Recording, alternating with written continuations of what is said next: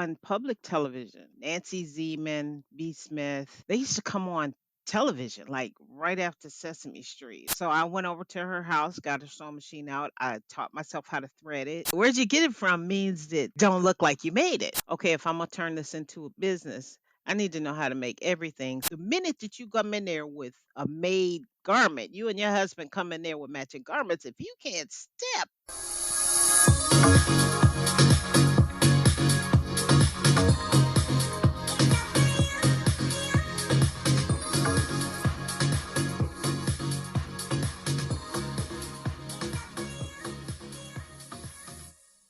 All right, welcome to another exciting episode of the Dre and Smiley Inner Circle podcast.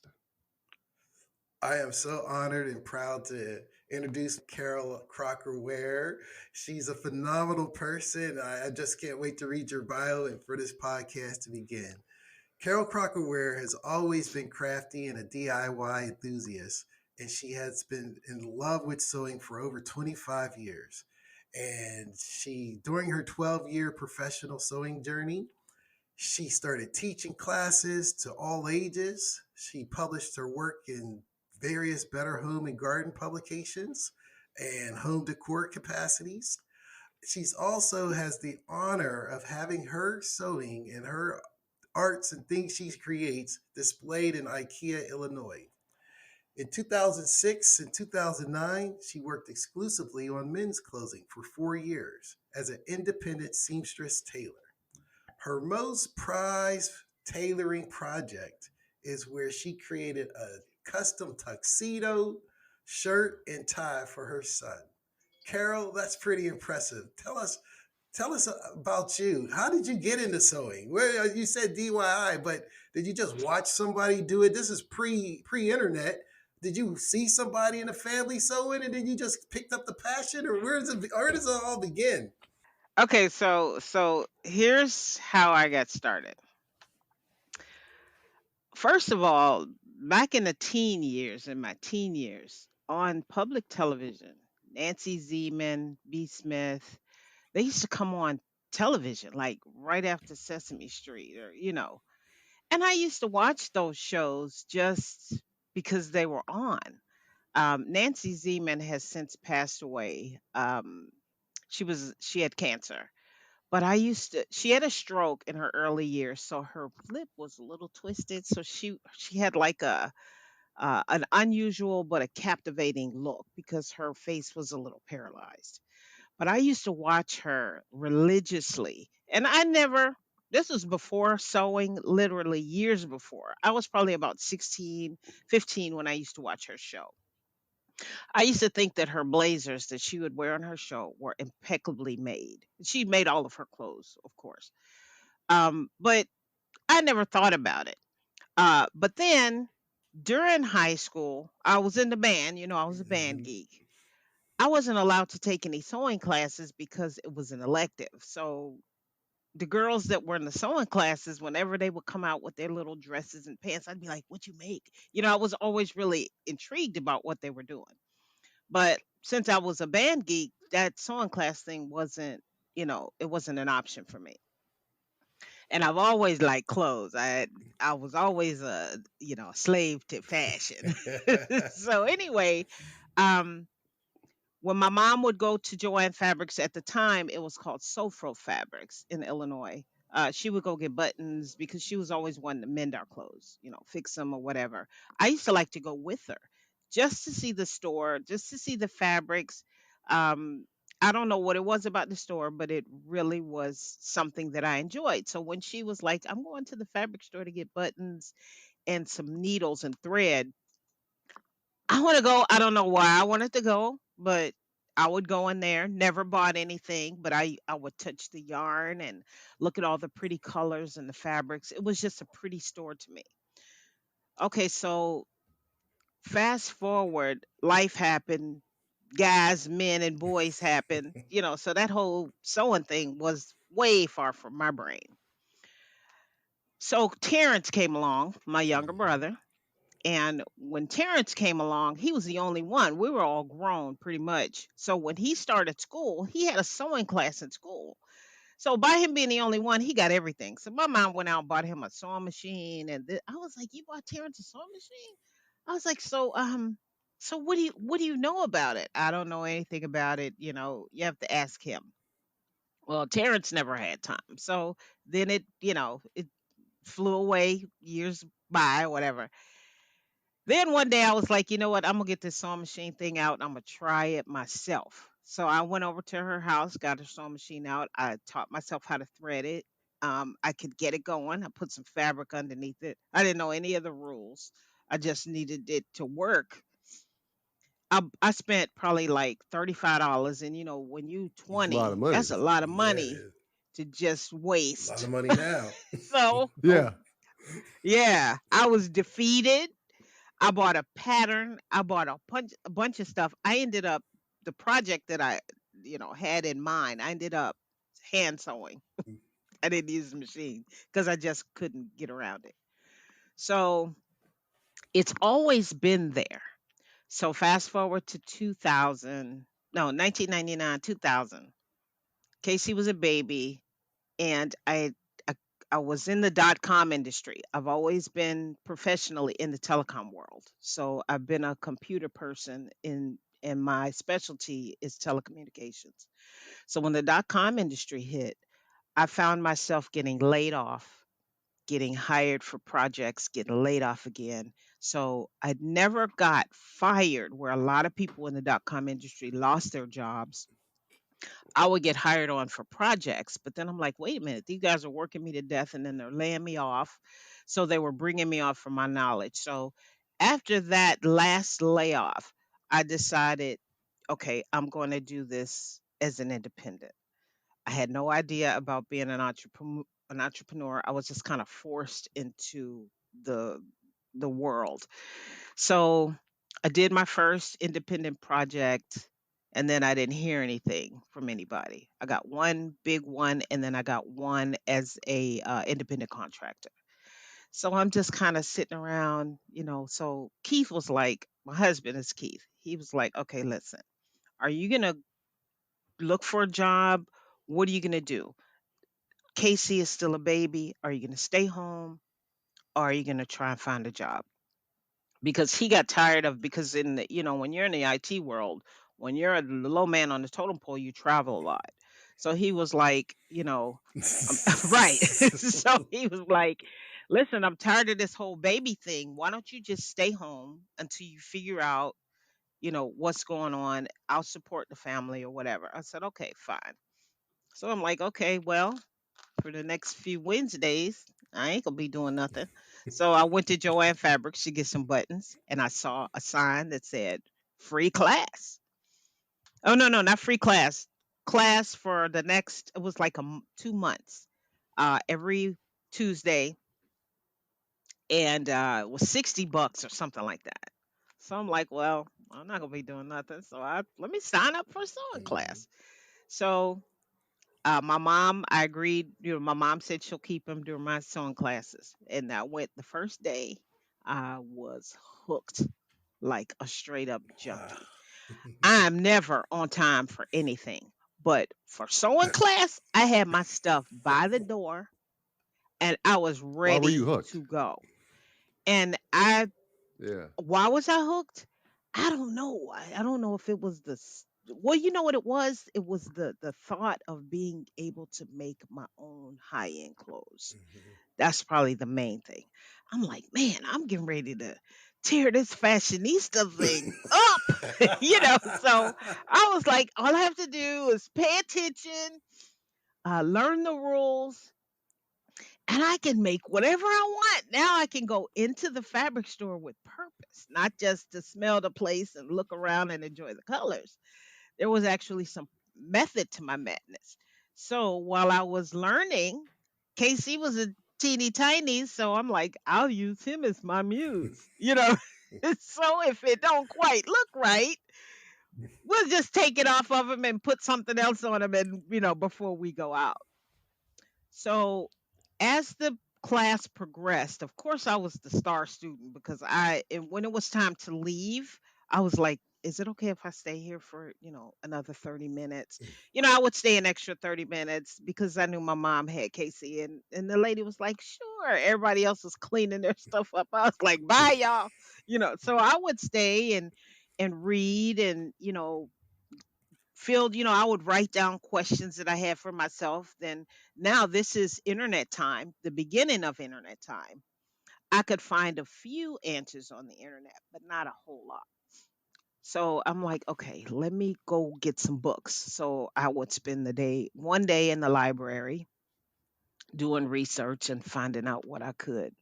Because my whole thing was I didn't want to be one of those people that, you know, I heard you was taking a sewing class. Did you make that? I want people to be like, oh, that's Where'd a you get it cool from? outfit. Where'd you get it? Yeah. S- Yeah, where'd you get it from means that It looks don't look legit. like you made it. So that was my ultimate goal, right? So I'm like, okay. So at home, I started off in the kitchen. I had a small bin of fabric that I used to put my fabric in a little bin. And when it was time for dinner, I would clean up, put everything down, on the floor, set aside. I had just a little bit of stuff. And I would spend literally hours. I cut out television because when you're a grown up and you're an adult, you don't have Mhm. time to do anything. Mhm. So I found out if I'm going to do this, I need to make time. So I cut out television. I cut out a lot of little, I had maybe about 25 shows on the play. I got to watch Grey's Anatomy. I got to watch this. I got Sacrifices. to watch that. So I stopped getting into the series thing. And then I made time to sew. So I didn't have to take away time from the family, which was the main thing because Casey was still a baby. So Keith was just like, "You really liking this?" And when I had some free time in the evening, I'd get my sewing machine out on the kitchen table, and I would just be working it. So by the time the class was over, I had my projects finished. It was a tote bag, and I made a nightgown for my mom, and that thing was so ill fitting. But she was like, she had it on one day. I was like, "What are you doing wearing that thing?" She said, "You were so excited when you were taking the class. A mother's love." Yeah. So I was like, "Yeah, well, yeah, you don't gotta wear that anymore." But I've been since the day I started, which a lot of the people in the sewing world can't believe is since the day I started sewing, I have not stopped. There hasn't been a break, more kids. Oh, I had to stop a year to do this. Oh, I had to do this. When I went back to work, I continued. So in the beginning of my sewing journey, I had someone ask me, well, gee, I would love to learn. And at this time, I had only been sewing for 6 months. So I had perfected some baby clothes, I had perfected pajama pants. I was like, well, I'll teach you pajama pants. I mean, Yeah. I could do that. Mhm. I mean, but I'm not going to, let's not, don't ask me to make a wedding gown. Ask you a cool question here. So it sounds like from the time you got started, and you actually said this, you've discovered this is your passion, right? Which is incredible because all of Yes, us know yes. people that we have met where they're still, as adults with families and children, still trying to figure it out. Trying to figure it So the out. fact that you found yours, that's incredible. Do you have like a niche, or do you because it sounds like this is your livelihood. It's not a side gig. No, it's actually now a hobby for me. It used to be. And when you did it for income, did you have a niche, or could anyone come to Mhm. you with anything and you'd make it? I did not have a niche because my whole thing was, okay, if I'm gonna turn this into a business, I need to know how to Okay. make everything so I can Okay. get all the business. So I was on the greedy end of it. Some people have a niche, just do women's wear, they just do wedding gowns. Some people Okay. just do alterations. I felt like the more I know, I wouldn't have to turn anybody away and I could make that money too. So my little mantra now is I've made everything at least twice. Made At least anything, twice. yeah, at So least having twice. your own business, I'm sure comes with its own challenges. Talk to me about some of the challenges that you faced being and what's the right title? Is it seamstress? what's the title uh, that you would give? Like when you were you a seamstress? Were you a Well, tailor? What was your title? I'm a I'm I'm a seamstress Oh, tailor. well, let's start there. Seamstress Let's tailor. let's back up a second. So, what's the difference between a seamstress and a tailor? Okay. Seamstress generally, okay, seamstress generally do alterations and women's wear. Most of the work is done on the sewing machine. Okay. There is men's wear too, but it is with the sewing machine. So let's talk about 80% of the process if you're a seamstress is done on the sewing machine. When you're a tailor, it's generally for men's wear because men's clothes have a little bit more detail. You're using about 30% of the sewing machine, and most of the Okay, process is hand done. So that's the difference okay, between tailoring.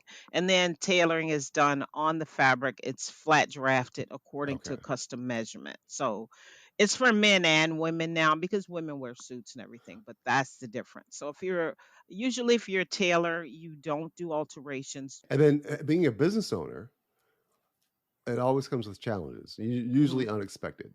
Talk to me about one or two Hmm. major challenges that you encountered being a seamstress slash tailor in your business and how you overcame those. One challenge in particular was, and a lot of people face this Mm, now, a prom. Okay, so when you have the prom girls, a lot of them have their own jobs. You know, they're 17 and 18. They may work at the local hmm. ice cream store or Walmart, but they're paying for their Okay. own job, their own Okay. dresses. So a lot of the young ladies would come to me, and a lot of them didn't know this, but pre-prom, you fish the schools that are in your local area, and they have a list of do's and don'ts that these kids can and cannot wear. In terms of attire. Exactly. So the girls will be like, I want my stomach out, my piercing out, my back out. I want everything out. So when I encountered two of these young ladies, were like, I'm paying for my own dress. And I'm like, no, not with my name on it. You're not. So I required, if you're under the age of 18, you had to bring a parent to the consultation. Some of them had problem with that, but they still brought their parents. And, the parents need to know what I'm making and how this child is going to be, leaving the house on their prom date. They got to be looking at these pictures when Yeah. they're 50. Mhm. And I don't want anybody to be like, yeah, this girl made this dress. No, I wasn't Mm. getting ready to have that. So that was an issue because, sometimes the young ladies, would, They think they're grown. yeah, that's how it is. And, you can always Okay. find somebody else. Another challenge that I faced in the beginning was saying no Mm. to people. Uh, I don't know how many times people came over with, you know, 10 pairs of jeans and it's like, can you hem my pants? And everybody wants to Mm. negotiate with the sewer or Mm. the tailor at the dry cleaners. Oh, they charged me $20 to hem my pants. Oh my goodness. That is terrible. So my thing is, why you go to Walmart, maybe you don't like what they have at Walmart, Mm. so you go to Target, right? So you have your choice. When you go to your local tailor, your local seamstress, and you need your pants hemmed, a couple buttons sewn on, first of all, the first thing people need to think about is, if you can't do it yourself, then you're going to have to pay somebody to do it. Why do you think it should be Mm. $5? People love to go Yeah. into your pocket. That was a You making all huge this challenge money? for me. You making all this money? Every You can't time. afford to charge me less? Every time I had a job, somebody wanted to Mm. negotiate the price, and I'm like, all right, well, we can do it Mhm. at your price, but you're going to need to go get my thread. I need you to buy me a Mhm. specific needle. I need you to give me a small can of oil because I have to oil my Mm. machines up when I'm done. They don't think about the wear and tear on your machines and then the time. It's going to take me an hour to hem your pants, but now I can't watch Oprah. I can't kiss my baby. I can't, Yeah. I can't make tea and dinner for my husband. You got to give some to get some, right? Exactly. So the best way that I would presented to the people that were, hell bent on, you know, why you got to charge that much? I would break it down for them. And I'm like, okay, so now when I do your project, I'm making $7 an hour. Then I'm like, is that minimum wage? Would you do a job less than Mm, minimum wage? And that, when you take it and put it in, their hands and mm, their perspective, then it's different. And I'm like, okay, so now I need to make a living wage off of your project. And another thing that I would do is I kept a log of how long it took mm, me to complete the project. So if somebody asked me to hem 2 pair of pants, I'd write down start a job at 4:15, just mm, like an attorney. I wrote everything down that I did so they can have a timeline of how long it took me, and then they would feel more comfortable with mhm. what I charged. So yeah, that's a huge issue, getting people to understand just because you think it's simple It is. doesn't mean that it's Okay. something simple. Yeah, I have a lot of people who think because there's not a button or a zipper on a garment, they think it's simple. Well, yeah, you can make me this dress, and it's There simple. is no simple. The only thing simple about that dress is the Mm, style, makes sense. right? Well, So it doesn't mean it's simple to make, simple to maintain, or simple to create. we had a podcast, and we were speaking with the podcast representative, and we told him that we were going to speak with you, the your Hmm. expertise, and she had a question she wanted us to pose. Was she wanted to know if you could put a pocket inside of a dress, and she was thinking about a palm dress, and they're not carrying purses or anything, and she said specifically, can you put pockets inside of dresses, or have you done that, or is that common? You could put a pocket. Yeah, you could put a pocket Okay. anywhere. I'm not a fan of pockets on dresses, but if a person would ask for it, it's something that I would do. But yeah, you can cut a pocket in anywhere. You just have to know how to do it. And if there was somebody who was willing to do it on their own, I could show them how. That's not a problem, but it could be done, but then you have to think, and this is what a lot of people don't think about is it a dress that fits close to the body? So now if I put a phone in there, it's going to be a big square on the Mm, outside of my dress cuz I'm trying to have my cell phone, or it's going to be a bundle so you can see the Yeah. money. So you have to know where to put the pocket. But as long as there's seams on a dress, you can pop the seams open and you can actually stitch a pocket in that you can put your hands in.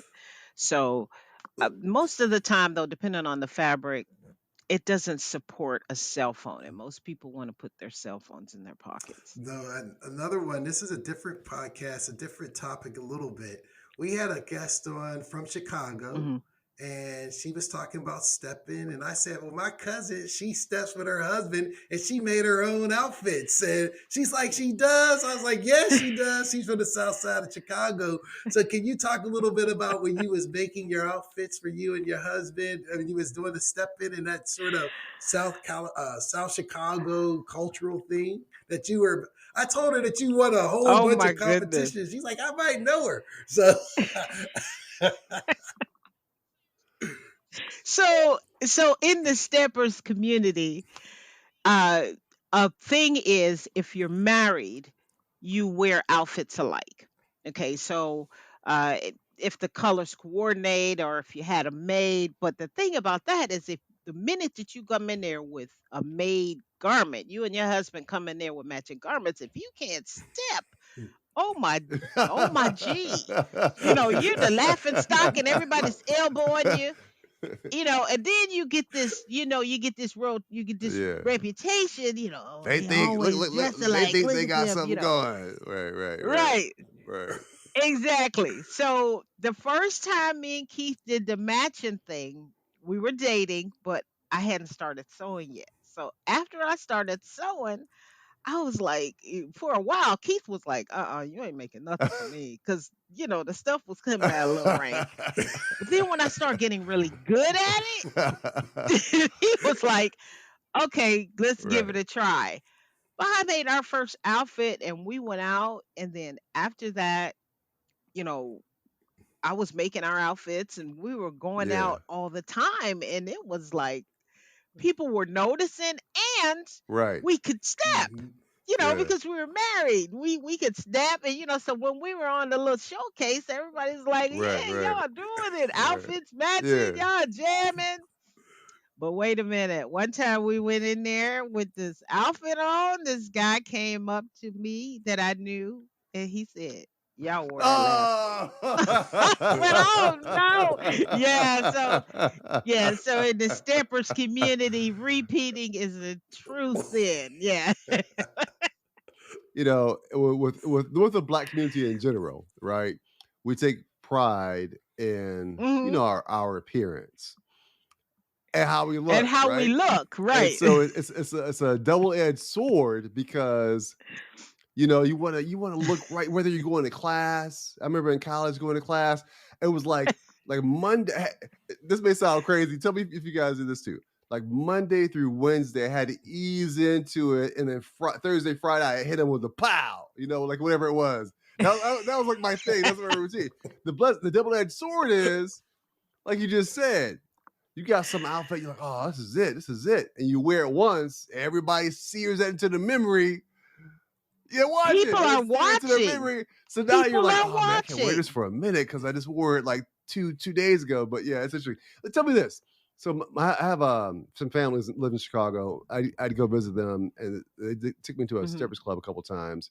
I'm sure there's a number of them. This would have been, and tell me if there's one that stands out to you. This would have been probably in the late '80s.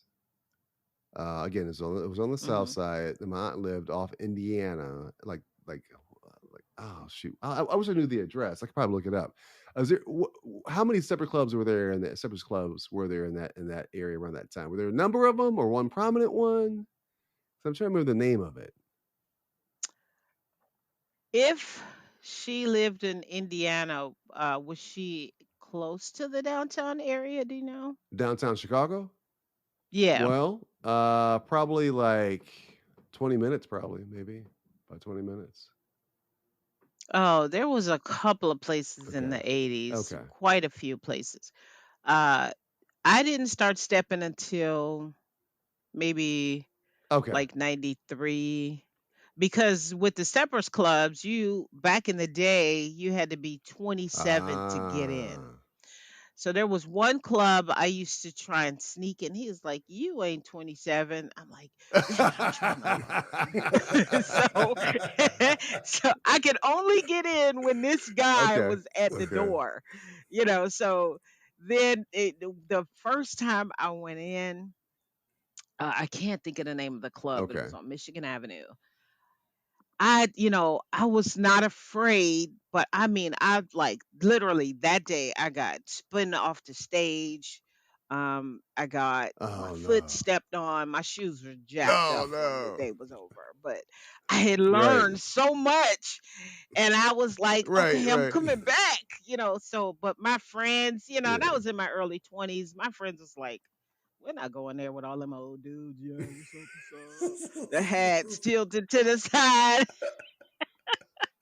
And one last question about stepping for people that aren't aware of it, because it's a whole, like kids say today, it's a whole vibe, it's a whole culture, it's a whole yeah. So It's a how whole would you, vibe. for someone who's never stepped before, because it's a regional thing, so how would you describe stepping for someone who hasn't stepped before, just to get a sense, and then we'll jump back into you and being a seamstress and a tailor. How would you describe it? All right, for somebody who has Mhm. not stepped before, it's mesmerizing when you see somebody who really knows how to do it. And oh my goodness, how fun is it? It's like an amusement park Yeah. ride when you're a woman. Sometimes you get picked up when you get spun around. It's a lot of fun. So I have a clip from when I went out 2 weeks ago on my Oh, on my okay. TikTok feed. So if anybody wants to see some stepping, go to my TikTok feed. It's on What's the there. name? What's the handle? And eh, my handle is Ancie ANNCIE Okay. 2001 on TikTok, and it was filmed probably about three Okay. weeks ago. And I told my sister-in-law, I was like, film me stepping so my sewing group can see me stepping, because they ask me Right. all the time, And the shirt that I wore, Okay. I Okay. didn't Yeah, we'll make. check it out. We'll check it out.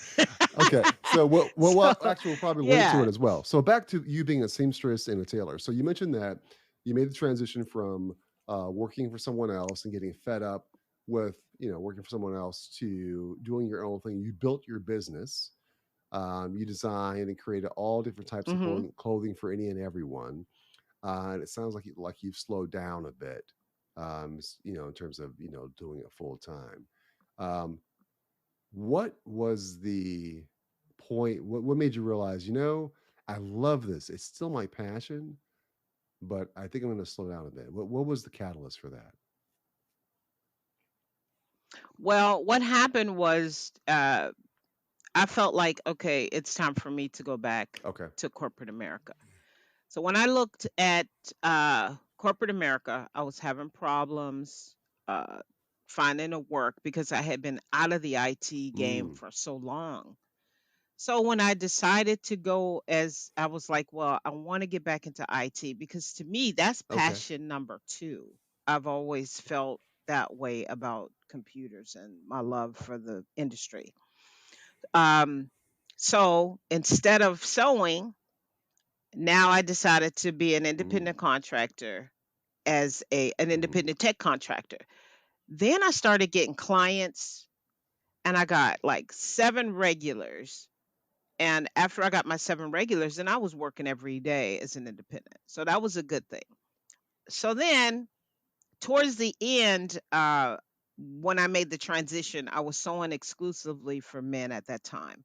My husband had gotten a job as a bus Mm, driver for the CTA. So when before he got the job, I would have the guys over for fittings and measuring and things like that. But when he started working, he was down on the bottom, so he was doing a hmm. lot of crazy hours. So now he was not here when these men came over to get sized, to get fitted, and then that Hmm. wasn't an option. So I was like, all right, well, I'm going to have to stop. And then we also moved to the south suburbs. This was before we Hmm. moved to the south suburbs. So when I was working exclusively for men, I had five regulars that I Mm, made custom garments and alterations for those mm. guys all the time. Three of them were in the western suburbs and had a heart attack when they found out I Yeah, I was bet. moving. But I'm like, I'm Yeah. sorry, guys, I'm moving. The other two were here that I got from the South area. And then when Keith started working different hours, I Mm, had to drop it. So I really did not. My tech business was going well. I was doing part time, so that means I could still be home mhm. with KC, and then I could still work. So I just stopped the. I was like, I don't want to get back into the women. Sewing for men, it was kind of like, okay, what kind of pants do you want? Brown. Okay, is that light brown or Yeah. brown? Right. Yeah. Y'all Yeah. know how you are. Blue, just Yeah. make them That's okay. blue. I just There's want there's blue. more there's more than one Then shade of I'm like, brown. okay, now, Yeah, and see. exactly. Yeah, and if I started back with the women, they would have been like, well, I need sand, sunset brown on a Hawaiian beach. And if it's not quite Right. sunset sand brown on the Hawaiian beach, Right, then we right, got problems. right. So I was like, yeah, no, I want sky blue with a tad of ocean cloud. That blue with a little bit of gray in it. I was like, Yeah, I yeah, cannot yeah, do that. No, not with a child that yeah. was a preteen, and Tell me this, I'm like, did you make nah. that? The shirt you're So wearing I right now, did you make decided, that? no. Yes, sir, I Wow. did. And not only did I make it, I made a tutorial on how I did Wow. the beading. So those are things that I do now. So my whole thing now in Mhm, Carol's Song Corner, this mhm, is my Facebook group. I I feel like this. I've done it for years. I had mhm. work published. I was featured for a year with IKEA. I did a whole spread for them, and my project was displayed in their store Wow. for a year. I did seven Better Homes and Wow. Gardens magazines where I did living rooms, bedrooms, the kitchens. Where We had an interior designer. She would send me what she wanted. I made everything, and Mm. they would dress the room. Some beautiful stuff, and I'm really proud of that work. That was home deck, like Yeah. curtains and beds, bedding and Mm. pillows, that kind of thing. So I feel like now, for the new sewists that are coming on, B. Smith and Nancy Zeman, they're not Mhm. on TV anymore. Everybody's going out to Mhm. YouTube University to try Right. and learn how to sew. And everybody on YouTube Yeah. University can't sew. So they're learning bad habits and they're learning things that Mm. they shouldn't be doing. So now with my group and what I'm doing now is I want to give back to the young folks that are learning how to sew. So my thing is I've been there, I've made the money, I've made the projects and the product. So I kind of know a little bit Mm. about what's happening. So I like to share my, I like to share what I know. I share my techniques. How does your stuff look like that? What are you doing? And so I'm like, well, what do you want to know? I want to know how to do this kind of zipper. All right, so I'll give like a class, and I'll give a Zoom class, and then people will attend, no charge. I'm just sharing. And my classes do really well. I have literally a minimum of 40 people that'll come Wow. on That's if on I do a Zoom. virtual class. Yeah, And these are free yeah, on classes. Zoom. Now I just did a TikTok. That's Yeah, wonderful. these are free. I just did a TikTok class where we had like we started off with like 77 people and the numbers were going up, but we never went below Wow. 70 people. And it was a top that we did a sew along. And during the sew along, um people would ask questions and I would share tips. Okay, here's what I'm doing to this neckline. Here's what I'm doing. So this is what I would normally do when I make this. Tell me this. If you could comment on several things. One is you mentioned that your second passion was IT or is IT, communications, computers.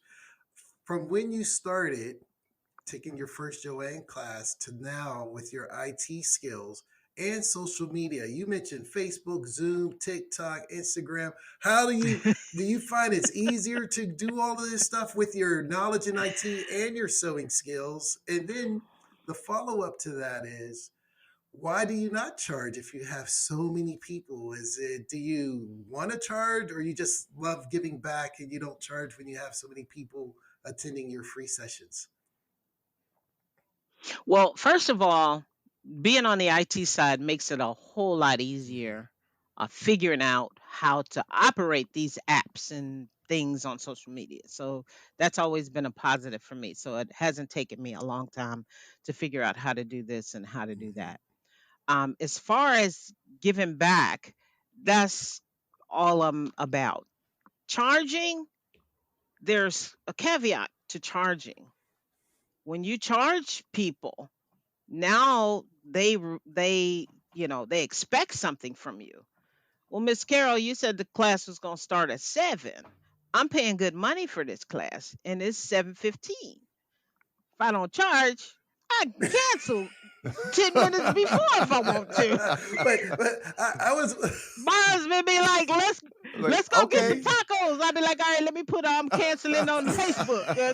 Class is canceled. no, I If I don't charge, I can That's do whatever right. the hell That's I right. want. That's right. but I was thinking more of the immortalize you with a video, and you just let them download and have an on-demand class. Say, you're just Well, 90 minutes. here's the thing.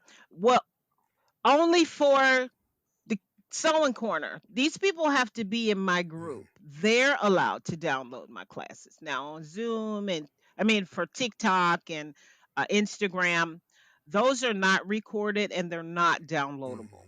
So if you're not there, you don't get to share. But you have to be a part of my group. And one thing about my group, I don't have 80,000 members and all of that stuff. I make sure people are Yeah. engaged, right? I don't have other admins in my group. And if I see you're not doing whatever you need to do, or you sneaking and you sharing or posting your church videos, you're out of there. I don't give nobody a second chance. You're just deleted. It's my group. You ain't paying me. It's my group. So, when people, you accept money from people, you're given a service, but they're expecting Mm. something from you. That's true. So I don't mind sharing and and sharing my knowledge. And like I said, I've been there. And then my day job pays way more than all the work that I could do Mm. sewing. And when I was making money sewing, I found myself getting stuck in man, I got this deadline I gotta finish. I'm gonna have to stay up Mm. late. And all of these beautiful things were leaving my home. They Mhm. weren't mine. Hmm. But then I'm like, you know what? After I got done slaving for other people, I didn't feel like coming in here and creating my beaded Mm. sweatshirt. Hmm. And I'm like, wait a minute. The whole purpose of me learning how to sew was so I could outfit Mm. myself. That makes sense. Yeah, so that's when I Made the let go of transition. the business thing. But I do not have a problem with sharing. Gotcha. Yeah, I have a really good reputation in the sewing community. They call me Auntie Oh yeah. Carol. when And I'll speak my mind. If you ain't doing it right and it don't look right, here's what I do. I, Okay, they love this.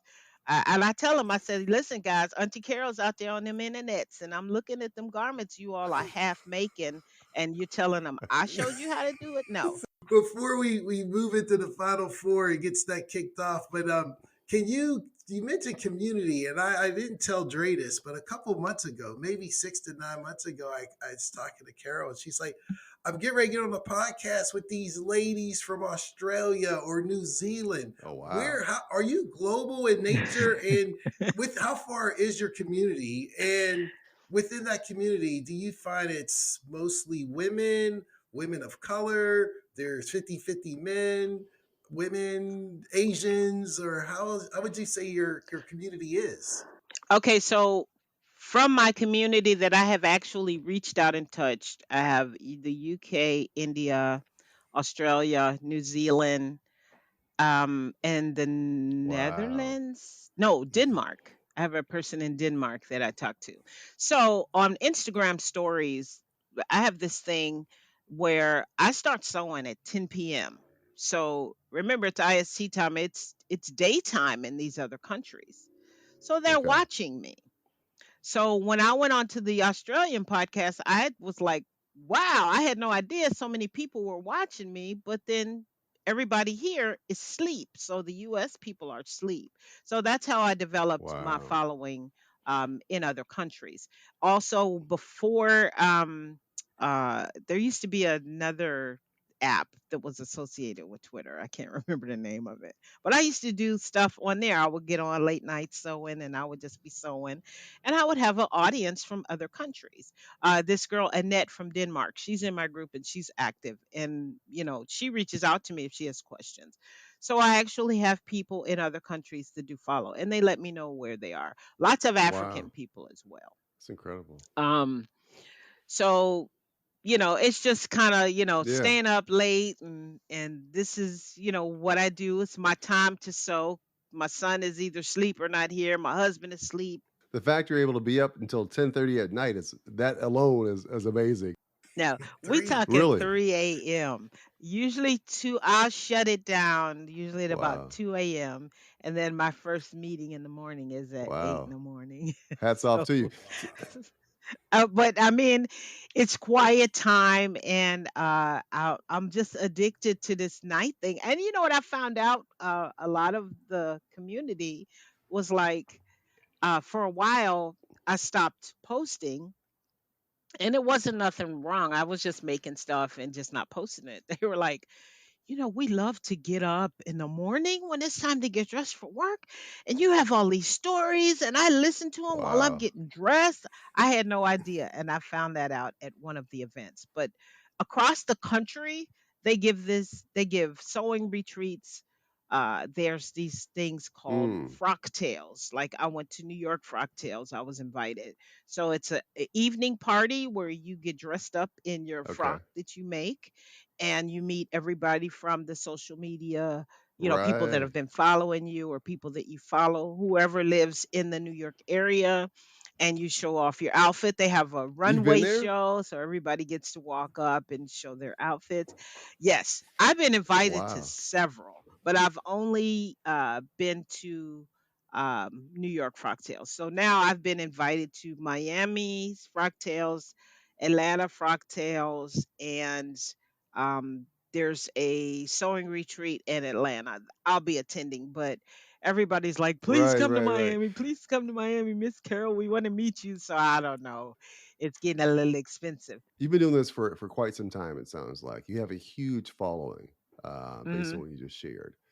What would Hmm. what's that one thing that your followers don't know about you that you wish they knew?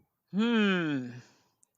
I don't think they know how high up in my position I am in my regular day Mm. job. Uh, so, and I think if they did know, the requirements and everything from the 9 to 5, some of the stretching wouldn't be so, because there's been times during the day while I'm working and I'm online and I'm working, my phone is dinging, ding, I ding, can't get ding, this ding. this stitch to go correctly. Right. Something's going on with my machine. Some of them know because I have, like, when people are having sewing machine issues actually with the physical machine, I'll be like, okay, open it up, do this, this, this. And some people are like, what do you know how to do? Yeah. You know, there's a few that know, but I think if they really knew where I was in the IT world, they would probably back off. But I don't Yeah, want you have them to feel to back comfortable. off because I just let them Mhm. know I have a job and I'll answer you Okay. after 5 o'clock. All right. That's So that's fair. how That's it fair. is. Awesome. Smiley? I don't want people asking me for Here, IT stuff. That whole, can you help me fix my printer? Printer. What? Like, I don't do printers anymore. right? Yeah. Something's wrong with my email. You know anything I about know. email? Like, That's funny. Well, we God, I don't do Yeah. that anymore, guys. gonna move into the final four, and so the first question is: you're at a dinner. It's four chairs at the table. You're in one of them. Alive or dead? Who do you want at the other three tables, the chairs rather, and why? Alive or dead? Hmm. I'm okay. So I'm inviting three Yep, people, three correct? others. Alive or dead? Um, I would love to have Nancy Zeman at the Mm-hmm. table.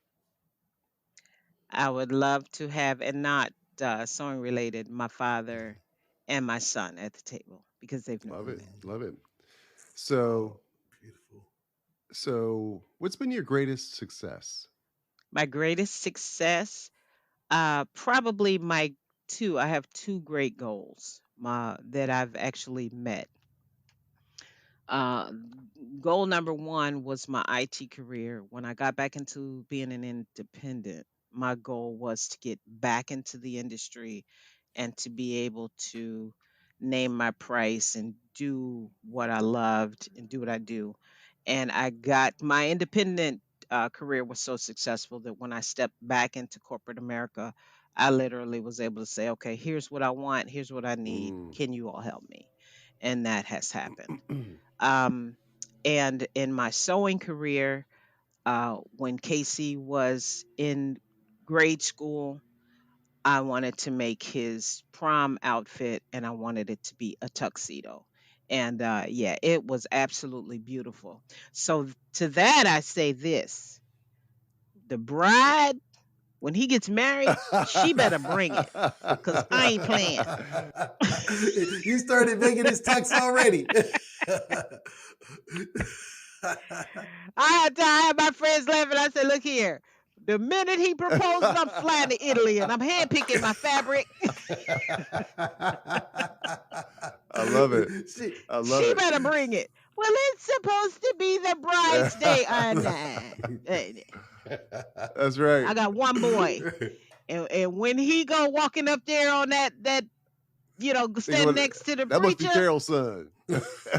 yeah.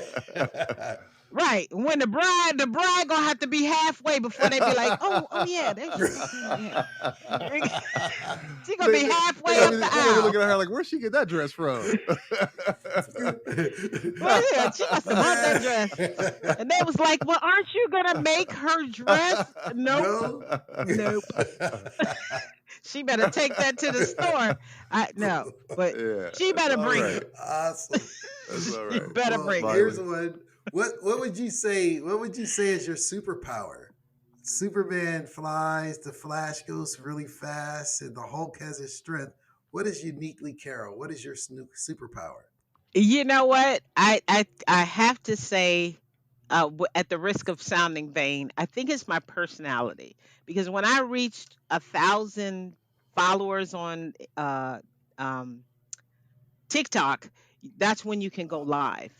When I reached 1,000 followers, half of those people never even seen me before. They were like, bring her up to the live," and I was like, ah. So now I have like a huge following Wow, on TikTok and they love me. And I just think that is it absolutely is. awesome. And I'm like, okay, but if TikTok gets banned, I'm over in the projects at Instagram. They call Instagram the projects. but I'm but I'm over there too. Again, you've led a pretty dynamic life, right? In terms of being able to find your Mm. passion, moving into your passion, and then moving into your second passion, um, being a stepper that turns heads and does it well. You've lived a pretty dynamic life based on what you've shared with me, with us. If you were to write a autobiography, what would the title be? All about me. I love it. I love it.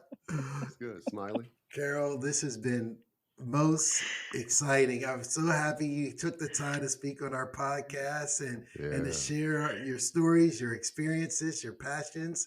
So I thank you very, very much for being here and thanks for sharing your Sunday with us. I thank you guys for having me. I do. I was a little nervous. I'm Nervous? like, everybody Why? on your Why were you podcast is nervous? rich. I, Cause I ain't no financial, I You ain't don't no have to judge. I'm be. like, you and I You're listen to you. your That's what we're podcast. looking I love it, for. but you're We're like, you looking for don't have to you. be. All right, okay. So I'm like, okay. So I'll tackle them from the creative yeah, end. We'll see what your story is phenomenal. Yeah. As Smiley said, it's been a pleasure having you on. And the primary reason we enjoy having people from all different walks of life is because each person has a fascinating story, and oftentimes they just don't realize how fascinating it is to our listeners and others. So, yeah, you taking time out of your day to hang out with us two corny guys asking you questions, we definitely we definitely appreciate happens. it. We definitely appreciate it. I do anything for smiles, anything.